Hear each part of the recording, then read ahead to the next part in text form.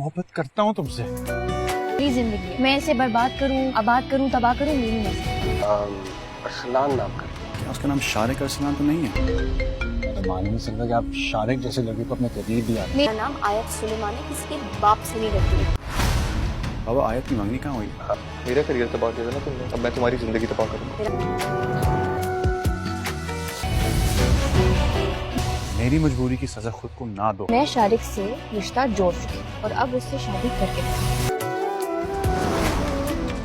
Next episode में आप देखने वाले हैं और तलहा को उसकी गलती का एहसास हो चुका है। उसने रोशी की मोहब्बत को ठुकरा कर अपना बहुत बड़ा नुकसान कर लिया है और रोशी तो मुसीबत में पड़ चुकी है क्योंकि शारिक तो उसे बदला लेना चाहता है। इसीलिए शारिक जानबूझकर रोशी को जलील कर रहा होता है। शारिक जानबूझकर रोशी के घर आएगा और रोशी के घर वालों से कहेगा मैं रोशी को बाहर लेकर जाना चाहता हूँ ताकि मैं और रोशी एक दूसरे को बहुत ही अच्छे तरीके से समझ सकें। रोशी के घर वाले शारिक का असली चेहरा अभी नहीं जानते, इसलिए वो शारिक को रोशी को बाहर ले जाने की इजाजत दे देते हैं। रोशी बहुत ही ज्यादा डरी हुई होती है लेकिन वो सबके सामने इनकार तो नहीं कर सकती, इसीलिए वो शारिक के साथ जाने के लिए रजामंद भी हो जाएगी। जब शारिक और रोशी बाहर जा रहे होते हैं तो शारिक उसे डराता धमकाता है और उसे कहता है तुमने मेरी जिंदगी बर्बाद कर दी है, अब मैं भी तुम्हारी जिंदगी बर्बाद कर दूंगा।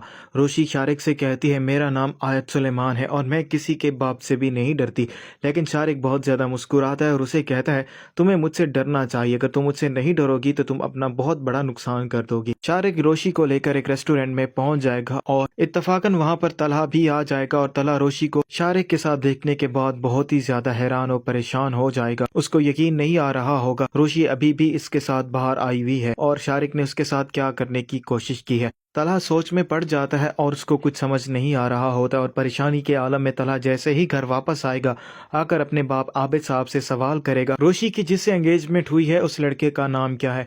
आबिद साहब को पूरा नाम नहीं मालूम होता, इसलिए वो तलहा को बताता है उस लड़के का नाम अरसलान है। तो तलहा को फौरन यकीन आ जाता है वो शारिक अरसलान ही है, इसीलिए वो अपने बाप से कहता है उसका पूरा नाम शारिक अरसलान है और वो रोशी के लायक भी नहीं है, उसने पहले भी रोशी के साथ बदतमीजी की है।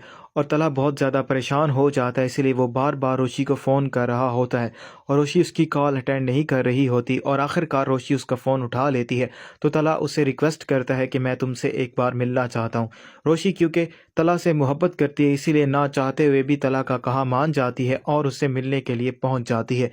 और जैसे ही रोशी तलहा से मिलने जाएगी तलहा अपनी गलती का एतराफ़ करेगा और रोशी से कहेगा मुझसे बहुत बड़ी गलती हो गई है, लेकिन तुम मुझसे भी बड़ी गलती करने जा रही हो, शारिक तुम्हारे लायक नहीं है। रोशी तलहा से कहती है ये मेरी ज़िंदगी है और फैसला भी मेरा ही होगा, मैं अपनी ज़िंदगी में जो चाहूँ वो करूँ, आप कौन होते हैं मुझे बताने वाले।